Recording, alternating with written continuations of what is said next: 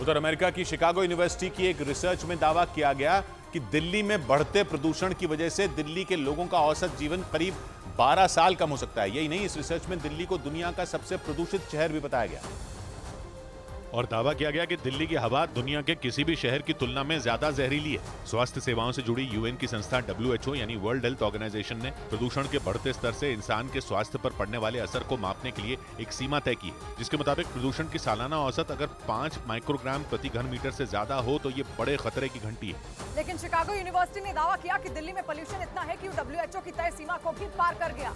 और अगर ये स्तर लगातार ज्यादा बना रहा तो इसकी वजह से दिल्ली में रहने वाले 1 करोड़ 80 लाख लोग बीमार पड़ने लगेंगे। यही नहीं, उनका औसत जीवन करीब 12 साल कम हो सकता है।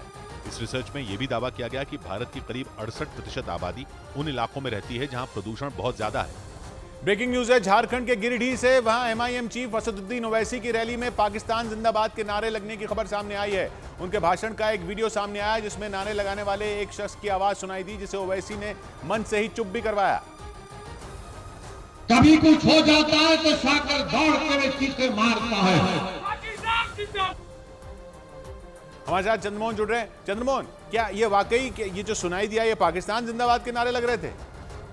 बिल्कुल, देखिए, और जैसा कि आवाज में भी सुनाई दे रहा है, डुमरी विधानसभा क्षेत्र का उपचुनाव का प्रचार चल रहा है और उसी के प्रचार के लिए आज AIMIM प्रमुख असदुद्दीन ओवैसी पहुंचे थे और जहां पर वो एक जनसभा को संबोधित कर रहे थे, उसी दौरान यह नारे लगे। हालांकि जैसे ही नारा लगा, ओवैसी ने तुरंत जिसने जो नारा लगाने वाला था उसको उन्होंने वहीं पर फटकार लगाई और उसके बाद जब वो मंच से बाहर निकले उस समय भी कुछ लोगों ने इसको लेकर विरोध जताने की कोशिश की। हालांकि असदुद्दीन ओवैसी आराम से वहां से निकल गए हैं और जहां पर नहीं, लेकिन वो खत्म हो गया। पर ये ऐसा तो नहीं कि कोई वीडियो में छेड़छाड़ की गई हो, आवाज डाली गई हो, क्योंकि पहले भी ऐसा कई बार सामने आ चुका है। या तो कोई कुछ और बोल रहा होता है और उसको पाकिस्तान जिंदाबाद मान लिया जाता है, ये भी फिर दलील दी जाती है। इस बार ये वहां पर ऐसा हुआ, आप कह रहे हैं?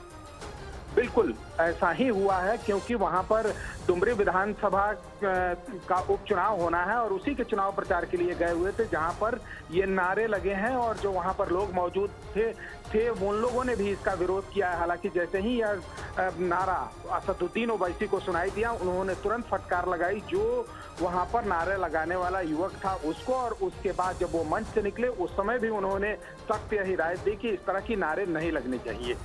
शुक्रिया चंद्रमोहन आपका। इधर चंद्रयान 3 मिशन की कामयाबी के बाद पूरी दुनिया में भारत की स्पेस साइंस के अलावा भारत की कूटनीति की चर्चा का विषय बनी हुई है। केंद्र सरकार के मुताबिक इसरो के इस मिशन की कामयाबी में दुनिया के कई देशों और एजेंसियों की भूमिका रही। मतलब ये कि स्पेस में अंधी और गला काट रेस के बावजूद दुनिया की बड़ी ताकतें भारत के साथ कंधे से कंधा मिलाकर खड़ी रहीं। केंद्र सरकार की कूटनीति का नतीजा ये रहा कि कई एजेंसियों ने आगे आकर इसरो की मदद की। ESA यानी यूरोपियन स्पेस एजेंसी के फ्रेंच गयाना के कुहू में लगे 15 मीटर के एंटेना और गुनहिली अर्थ स्टेशन में लगे 32 मीटर के एंटेना की मदद से चंद्रयान 3 के साथ संपर्क साधने में मदद मिली।